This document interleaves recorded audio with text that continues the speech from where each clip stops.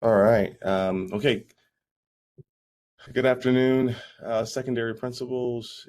This is our first recording of the 2024-2025 school year with information that we were not able to get to in our meeting this past week. Actually, the week before, week prior, I think what it was. I can't remember. But to try to keep this around 30 minutes so that I know that you guys watch it. We're going to just kind of blaze through a couple of items real quick on the agenda. You have Paul, myself on the call. So from the last meeting, just a reminder up at the top, we have two presentation links for the first presentation was the clear pathways, no dead ends, and it had a lot of links in there, a lot of information. Please go back and click on those links to gather that information. It'll provide you a lot more insight to what we're going to be embarking upon for the school year. I believe presentation link 2 had information regarding CCGI, the early warning system, some logins, and a little bit of the why. And if you want to take any of that and utilize it when you're speaking with your teams about that sense of urgency and the call to action, you can actually utilize some of those statistics around our student performance. So with that, we're going to just jump into the first item. I'm going to mute so that we don't get a lot of background noise, but Paul is going to revisit the first item with testing. All right, everyone. Go with testing. Oh, we got background sounds. Go. Perfect. So we'll start with testing. If you have a big, long checklist of to-do things like Dr. Mooney does here in his office, then you know what is going on. We're going to talk about testing real quick. Over on the right-hand side in the notes, you'll see August 19th is the deadline to order our PSAT tests. You have already given me who your PSAT coordinator is. It's on the testing calendar, which is to the left there. It says testing calendar 24-25. So if you select that, you'll be able to see who your testing coordinator is. We already have contact with our person from College Board. That person has sent out emails to your testing coordinators, and they should know how to get on, how to create an account, and how to order those tests. So one thing I can tell you is I can't see what it is that they're ordering because we do site ordering, not district ordering. So we just have to make sure that we're getting those tests ordered. Once the tests are ordered, you'll get an invoice after we take the test, and that invoice comes back to Serena Vargas here in Dr. Mooney's office, and we'll pay that invoice. But until that time, we don't pay anything. We just order the test from there. So that's there. And then middle school, remember that we have gone to that Wednesday minimum day testing for MAP schedule. So you will be testing your MAP times on the 7th and the 14th of August. So the 7th and 14th now are your testing dates. That green schedule there in the middle is the schedule that you need to follow for MAP testing. So again, you're not testing on Monday, Tuesday, Thursday, or Friday, either of those weeks. Instead, we're going to a minimum day testing schedule only, so just the Wednesday minimum days you'll be testing. And you can see there the first Wednesday, math and reading should be done on that day. And then on the second Wednesday, language and science will be done on that day. You will have to do your makeups on the Thursday and Friday of those weeks. So you're going to have to get those students who didn't show to do the makeup tests by that time. So if you're curious at all as to the way that this worked, we know that Mitch Hovey, the AP at Joe Baca Middle School, has gone through this. So you can pick his brain a bit about that if you need to. There's also one thing about this schedule. It says PBIS lesson on there. That's because that's how Mitch's site dealt with that time. They had PBIS lessons go on at that time. You can use a multitude of different programs that we have to create lessons for that. I would definitely sit down with your advisory teams as soon as you get back. At some point, sit down with them and say, hey, We're going to be testing on the Wednesdays. We're going to need a 70-minute lesson each of those Wednesdays for our teachers, our advisory teachers, to deliver to the students at different grade levels. Seventh grade will be testing with seventh grade, eighth grade will be testing with eighth grade. So your advisories will be split. So you can have two different lessons, or you can have the same lesson for both grade levels. Doesn't matter. But please make sure that we are following that schedule. The minimum days on the outside on the Tuesday and Thursday, those won't be implemented until the calendar committee can meet and approve those. So all we're talking about right now is the 7th and 14th of August, middle schools. You're going to be doing this MAP testing schedule that's on the screen there in green, okay? Notice at the very bottom of that schedule, it says from 1:15 to 3:05. The teacher prep happens on that on both of those days.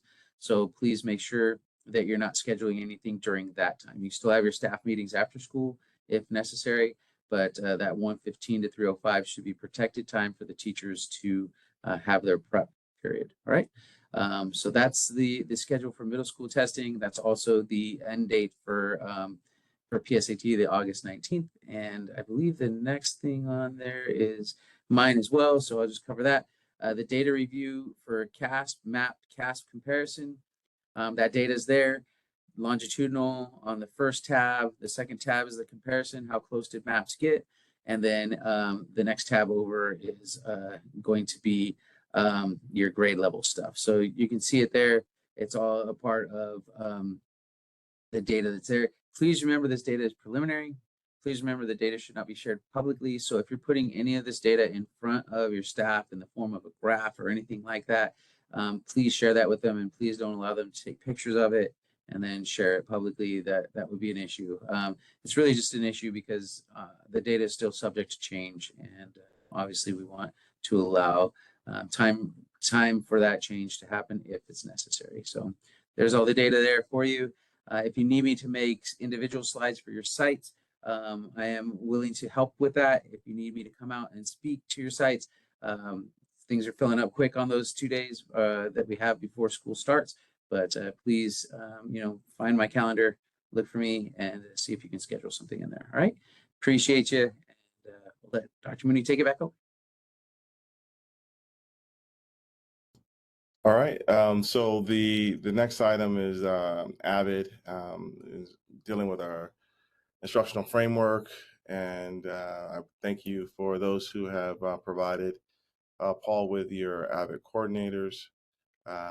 Those meetings will be resuming, and so that I think those are also on the testing calendar and scheduled there for you to see. Also, that linked here is the resources folder. So if you are new to Avid, in this instructional framework, you'll see Wicker has been identified here with writing, inquiry, collaboration, organization, and reading. In each of these folders, if you are to go in to these folders, you'll see different areas for focus notes, learning logs, quick writes. If you go into there, you'll have examples of the strategies and some more information and introductions to each of them. So again, it's really important that when we're walking classrooms that we're looking for Avid strategies being implemented across our school sites. It is also important that you meet with your coordinators and visit your Avid site plans and make sure that you're aware of all the information that is in those plans, those site plans, so that you can support them. These are strong teachers. We've had an opportunity over Summer Institute to continue to build capacity with them. So we have high hopes that with your support that these strategies can be spread across your site, and that'll be a big part of our walkthrough. As I said at the meeting, as we're going in, we'll be splitting up on our walks for our principal meetings.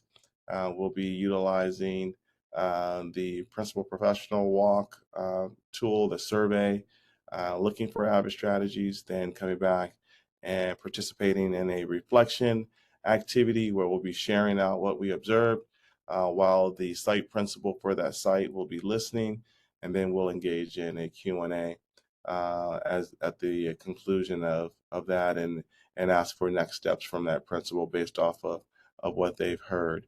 So I also want to just point out EL strategies are also identified in here. So as we're dealing with our work with DOJ, if teachers are and then are having um, issues or need support, this is a place that, of course, you can send them. Also, it's very important that you are aware of all of these strategies as we are doing our walks. We have, again, a variety of different walks, and I'll talk a little bit more about that when we get into the other area of the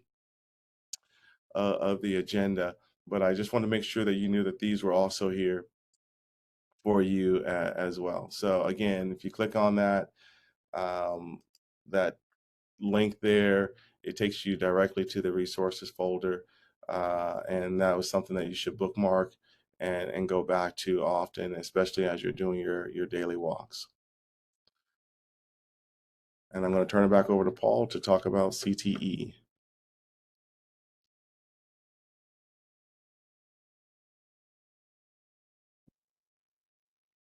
All right, CTE. We still have the program called Pathful for your teachers to utilize. Pathful is a program that allows for career exploration and college exploration. It's an amazing program. You can access it through ClassLink. The nice part about Pathful is it has lessons within it that are already pre-built. They call them flex lessons, so you'll be able to find those. Your staff would be able to find them something really good if you're looking for an advisory lesson or a lesson that goes with map testing, wink, wink, right? Perhaps go ahead and look in there. What's beautiful about Pathful is if the student is rostered to a teacher, then the teacher can create a lesson and push it out to all students for that class without having to go in and select each individual student and assign them that lesson.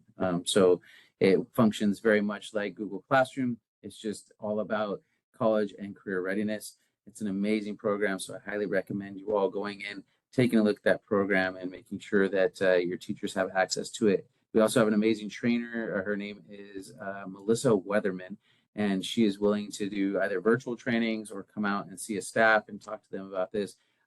It's all rolled into the contract that we have with them. So and we have an unlimited amount of trainings that she can do. She can also do office hours with staff if needed. So please look at that program. It's called Pathful Explore. The link there is just to their slideshow for it. What you need to do for your staff for them to access it is go to ClassLink and then find the little button that says, or the icon that says Pathful Explore, and then they can access it from there with their Google single sign-on. Underneath all of that, you can see a link to work-based learning there. This is mostly for high schools. It's a Canva graphic organizer, and it has all of the work-based learning that's happening on your campuses this year. Well, it doesn't have all of it, actually. These are just the main opportunities for students to have work-based learning. But you can see here for Colton High School, your Solar Boat program is sponsored by the City of Colton. That's work-based learning. Your HEAL program is sponsored by the University of Science and Medicine. I don't know how that whole acronym got messed up, but I'll fix that. Otto at CHS works with Colton Tire. Culinary works with Chef Smith out in Chafee. GT, you have the Care Pathway, who's working with Kaiser. We have a grant there. And then you have your arts program that's working with the City Sculpture and Arts Connection. And then BHS, you have the COPS program that's going to be working with a company called Redemption Road Canine this year, which is super cool. And then engineering is going to be working with the UCR Biomedical Engineering Society this year. So big deal for them to come down. We haven't gotten into UCR yet with our engineering programs, so that's a big deal for us. And then Slover Mountain obviously works with the county preschool that's connected to your school site to bring that in. So what we're hoping is throughout the school year, we can bring these work-based learning opportunities to our students through a community classroom type of orientation, and then make that something that they can either get into the work experience program and get hired on for a job, or find some internships that we offer as a school district that speaks to the work-based learning that they've already done throughout the school year. So just a quick graphic to show you all of that. And at the top, you can see just the different partners that we have within that. So there you go for your information. All right. Dr. Mooney. Yep. I was a little fast on the button, Paul. Sorry about that. The next item is instructional minutes. So that I have coming soon. We wrap up the changes to the middle school schedule. We will be asking our middle school principals to go ahead and to re-sign and update your instructional minutes for the school year, and you'll be getting that folder very soon. It's electronic signature, so it makes it very easy, and it'll be the same across all the different school sites. So you'll just be looking to make sure that yours matches everyone else's pretty much. The next item is CCGI. Didn't get a chance to go into a whole lot of detail other than that we have launched CCGI at the meeting the other day. I've added the website here, so if you just copy this and drop it in, it'll take you to this website. You can use your email address, and I believe if you actually, just sign in as through Google sign on. That's probably the easiest way, just to sign in as through Google. You will come to a dashboard. Now, right now, I'm on the dashboard for Bloomington High School, and you can, if you're only going to have your school, so that's not going to be a factor. But since I have a district, I can show you that all the schools are listed here. So your school would be the one that you would be working with. This is where you manage the reports and look at the different options of reports. This goes along our Mission 220 and beyond. This is aligned to the lessons that your counselors said that they would be administering at the different times of the year and different grade levels. So you would be able to go in and to select, for example, if they had said they were going to do their activities, or they're doing applications or college searches, or anything with their career, you can actually go in and just pull that specific report, um, and look to see which students have planned coursework in their academic planner. Again, they all should have somewhat of those done by the beginning of the year. If you can see how well students are progressing towards their CSU eligibility requirements or UC, and you can run all of these different types of reports. You can select by grade level to see how your students are doing. And when you run the report, well, it's going to be, I'm just going to just academic planner, you'll see once this report is run, you'll see the percentages of students that still need to be registered, that have no planned courses, um, based off the total number of students that are listed on your and at your site. Now, if those numbers look off, um, there may be a need to do a reload when we get fresh data. I know that um,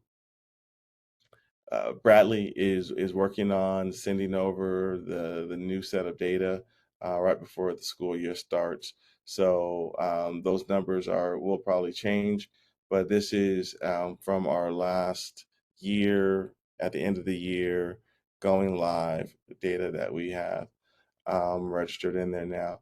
These reports can be printed, downloaded in Excel as well as the CSV. So we'll be doing some work with those and monitoring how our students are doing, how the counseling lessons are going, and as we get to FAFSA, you'll see this is going to be a big help with FAFSA and those college apps. Now that all their information is going to be aligned in there. I will say a year ago this time, we started with CCGI. We were at a 63% mismatch on our courses. I'm happy to report that we are now down under 9% with a mismatch. And so we are moving in the right direction. But that login is there. All of you have it. So please go in and check those out prior to us getting ready to start having our first counselor meeting. And I say that meeting is August 29th. So you have a little bit of time to get in. I'm going to just put that date over here. 8/29 is your due date to go in and to play around and to check out some things in CCGI. So I wanted to on the next item provide a little bit more clarity around the every teacher every week to make sure that everyone understands. I know we have some new people, so I want to make sure that there's not a misunderstanding in the expectations. So as we're doing our walkthroughs, the expectation is that we see every teacher every week for your general walks. Though these are 2 to 3 minute drop-ins, they can be included in your other general walks. So let's say I'm going to go to do a DOJ walk. You can count that as your every teacher every week, right? So it doesn't have to be, I got to go in and see them just for 2 to 3 minutes, and I have to go in and see them for a DOJ walk throughout the course of that time frame. So but it is really important that we are out into classrooms. And when we come out, when I say we, Paul and I, and the other principals, when we come out for our principal meetings, this is what I was referring to back up at the Abbott instructional framework. We will be looking and going into every teacher's classroom and looking for Abbott implementation. And that's what we'll be having those conversations about and growing as a professional learning community as leaders and supporting and spreading Avid strategies across our campuses. So I wanted to just revisit that. I'm going to just pause here for a second. I'm going to take a look over to Paul to see, am I capturing everything? Yes. Okay. Uh, um, that we had discussed. Okay. So site visitation schedule. I come out on Wednesdays, and Serena will be sending out those invites. I have those scheduled out starting on the week of the 7th. Looks like I'll be on the east side of the district, starting with Grand Terrace, Terrace Hills. Looks like also Washington. I'll be my business on the 7th, and then I'll just be progressing throughout the rest of those Wednesdays. The 14th looks like that'll be who's my red and orange? That's Colton and Colton Middle. 21st looks like that's going to be Bloomington and Rutho Harris, and then looks like Slover and Joe Baca are on the 28th. Um, so those are, and I'll get that full schedule out to you, but just want to kind of give you an idea. On the Wednesdays, I'll be out visiting sites. On those visits, we will, those are the Wednesdays I ask that if you know that you have teachers that you need to do some coaching with, those are the rooms that I want you to select that we go and that we visit on those Wednesday walkthroughs so that we can actually talk about the conversations that need to be had and will be had with teachers to support them in their growth and journey. The next item, just blowing through this, guys. The next item, early college concurrent enrollment. Now, this is just relating to the high schools. Um, Please go ahead and shoot me an email. That's why I know that you're listening to this far in the presentation. I'm asking high school folks to send me an email on your early college numbers. Also really important with concurrent enrollment that you um, make sure that every student who takes a community college class has a concurrent enrollment form completed and submitted. We are going through CalPass and going through our reporting, and we're running into situations where we cannot report things that the district cannot verify. That form is our verification that we have oversight of concurrent enrollment in our district.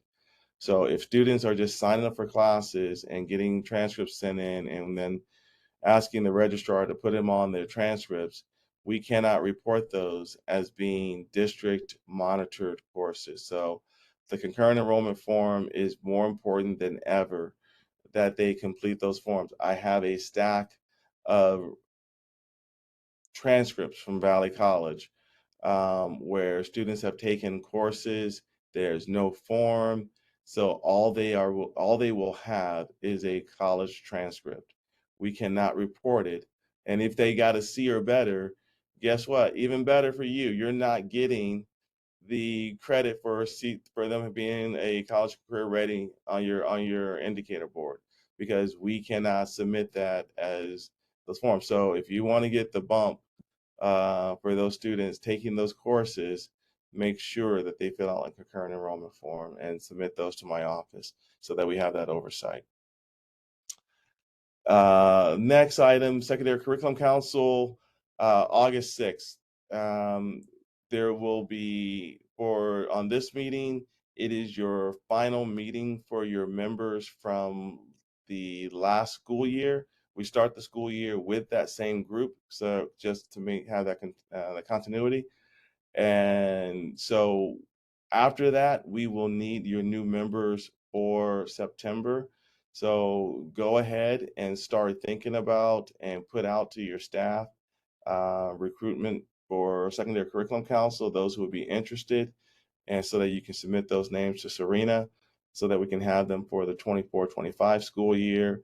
We'll be thanking all of your members for their participation on the council on the 6th. So if you want to be there for that, that would be awesome. We never really had you guys come in for that, but it's also a nice gesture to be there to support them in getting their certificates. And then the last thing about Secondary Curriculum Council on August 6th, it will be jam-packed. Washington will be bringing a slew of independent study courses, and subject will be on the agenda. I know that your counselors have been asking for it and talking about it. This is mainly high school. So for subject, if you want to see it around, I encourage you to be there to speak on behalf uh, of the program. Let's speak to the needs of our students, and let's get this vetted and approved so that we can take advantage of getting our students caught up and remove that 83, 84, 89% and drop those numbers down and get students back on track for A through G. Uh, Report card, progress reports, those are linked there. The biggest thing I was going to say on this one for 24-25 schedule, as you look at it, look at the dates when those grades are due. Make sure that you're running your early warning system reports for grades around those timelines so that you can monitor your D's and F's and also start to get that information to your counselors and TOAs. Within the Mission 220, uh, there is a segment that just re-envisioned the work of the TOA, and having that list of students who are struggling and providing that to them in the different content areas is the beginning of that. The next part would be having those meetings and holding the TOAs accountable for meeting with students and meeting with those teachers and supporting them in their classes to help our students get seasoned better. Uh, Stay still, you guys have seen already. Textbook order form, most important from our office, even though it's way down the list, textbook order form. You need to make sure that your materials are ready to go. So you're going to be having students coming in and doing registration and picking up their textbooks. So we want to make sure that you're checking in with your librarians and make sure that what you see on this form has been ordered, has been delivered, and is ready for distribution. So we also are going to be doing Williams very soon. So we don't want to run into situations where uh, students don't have materials or textbooks. So please look at the form, make sure that what is on there is matching what you have. Speak to your librarians, your library techs, to make sure that is the case. And if you see something, say something so that we can get on top of that ASAP. We have about 20 days to try to get all that sorted out. And we definitely do not want our first reporting on Williams to be curriculum materials. So help me out there. The next thing will be WASC. This is just for 3 schools. So we have a full study at Bloomington, Slover Mountain, and Colton High School. So far, I have received a draft, a rough draft of Colton High School's report. And that was funny. I was a rough. I was like barking. I don't know. I just squirrel moment. But make sure that you got me the date. So I want to thank those 3 principals for getting me the dates of your visit. I am working, John, on trying to potentially get yours moved. I did send the letter, an email. So actually, I sent an email to my colleagues on the commission as your dates fall on a holiday on that Monday. So I'm going to see what they say, and then we will see if that moves. But for now, we have those dates, but I need to get copies of your report. We will be doing a mock visit for each of your sites. So our team, along with some other departments within Ed Services Division, wants to be a part of those. So we will make sure that we get a good team together to come out to hold that mock visit so that you're ready to go and everything's kosher when it comes to our WASC visits for this year. And then Paul's going to talk about 5share.com and or ClassLink. Do you want to take over your sharing, or do you want me to? All right, I'm going to stop, and then Paul's going to take over sharing.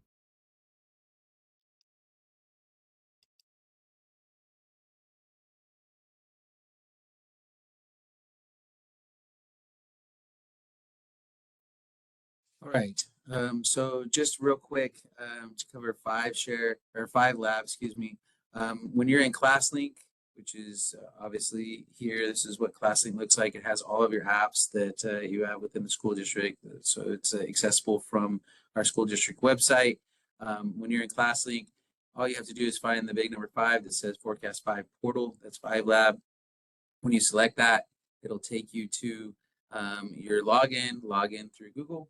And then once you've logged in through Google, it will take you through to all the reports that we talked about just the other day. So just wanted to cover that briefly and quickly for you.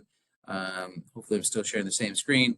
You can check me on that, Dr. Mooney. All right, good. And then I mentioned Pathful previously. Here's the Pathful Explore single sign-on, that's SSO. And all your teachers will have to do to access that is just select that. All your students have to do is select that. All you have to do is select that. So it makes it fairly simple having both of those in ClassLink. So again, that's 5lab or Forecast 5, the portal's there. And then for Pathful, the portal is here. So you can get right to those things and get that done. Again, Pathful is that CTE/college exploration tool that I think would be very useful for all those advisory classes. Hopefully our recording came through and everything was done, but just real quick, because I didn't see it recording right away, remember that the testing calendar is here. The end date for PSAT ordering is August 19th. And the middle school's map schedule, you are going with the 2 Wednesdays. No longer are we doing maps for Monday, Tuesday, Thursday, Friday. We're doing both Wednesdays. So that would be what we're going with. So those dates for the first round of map will be August 7th and August 14th.